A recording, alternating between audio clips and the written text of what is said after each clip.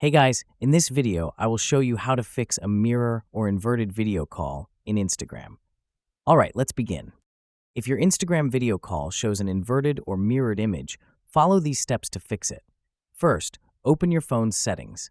Scroll down and tap on Apps or Applications, depending on your device. From the list of installed apps, find and select Instagram.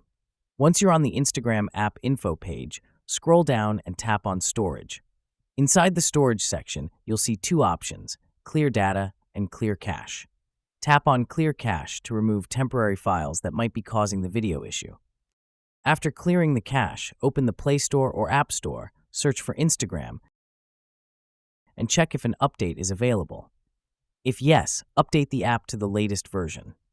Updates often include bug fixes that can resolve display glitches like inverted video. Once the update is complete, go back to Instagram and try starting a video call again.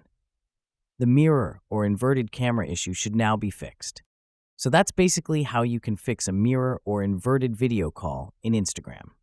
And that's it for this video. If you find this helpful, consider subscribing and giving this a big thumbs up. Thanks.